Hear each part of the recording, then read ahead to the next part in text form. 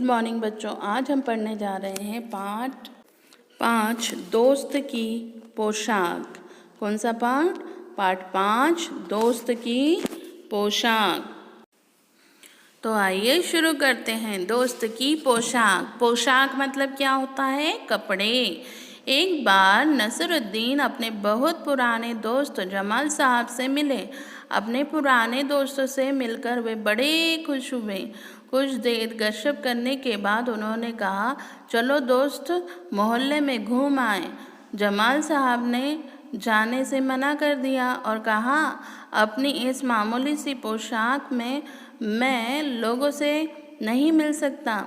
नसरुद्दीन ने कहा, बस इतनी सी बात। नसरुद्दीन तुरंत उनके लिए अपनी एक भड़कीली अचकन निकाल कर ले आए और कहा, इसे पहन लो, इसमें तुम खूब अच्छे लगोगे।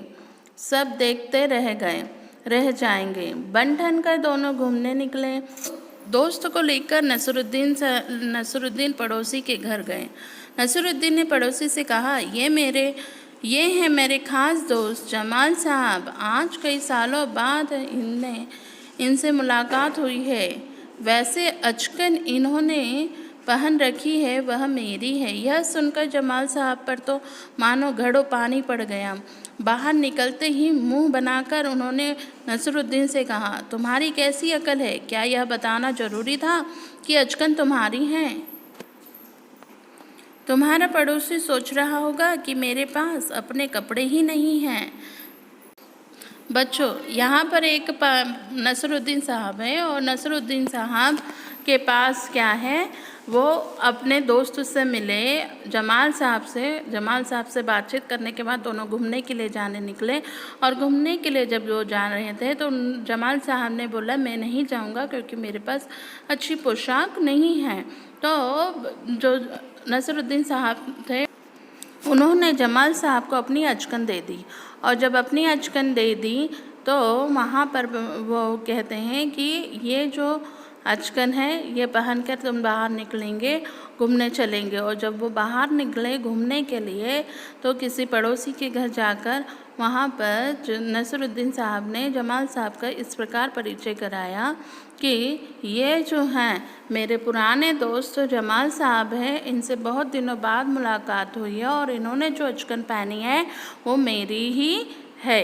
यह सुनते से जमाल साहब नाराज़ हो गए और उन्होंने मुंह बनाकर बाहर निकलकर नसरुद्दीन साहब से बोला, तुम्हारी अकल कैसी अकल है तुम्हारी? तुमने क्यों ऐसा बोला कि यह अचकन तुम्हारी है? तुम्हारा पड़ोसी यह सोचेगा कि मेरे पास मेरे कपड़े है ही नहीं।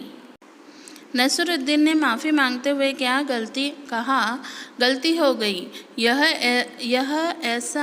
अब ऐसा नहीं करूँगा। अब नसरुद्दीन उन्हें हुसैन साहब से मिलवाने ले गए।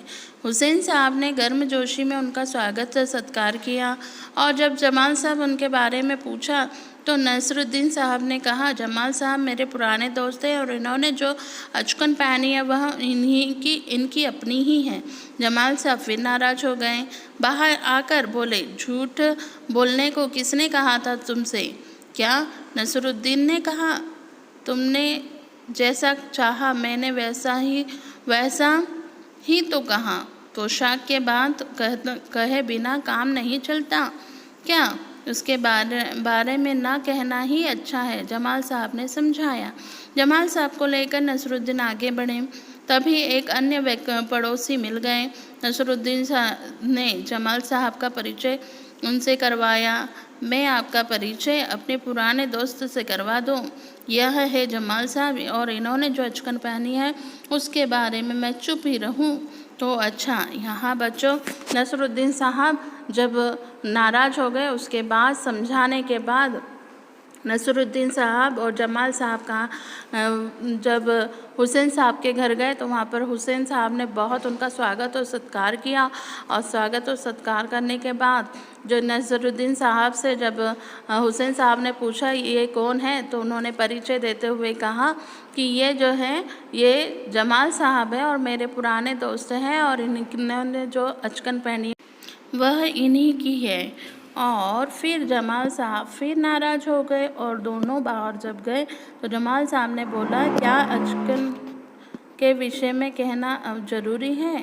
अगर इसे कहने की आवश्यकता नहीं है। जमाल साहब और नसरुद्दीन साहब थोड़े दूर और आगे चले, तभी एक पड़ोसी मिल गया और पड़ोसी से नसरुद्दीन साहब ने परिचय कराते हुए कहा, यह मेरे दोस्त हैं जमाल साहब, और इन्होंने जो अचकन पहनी उसके बारे में मैं कुछ ना कहूँ वही अच्छा है। इस तरह से उन दोनों के बीच में बातचीत चल रही थी।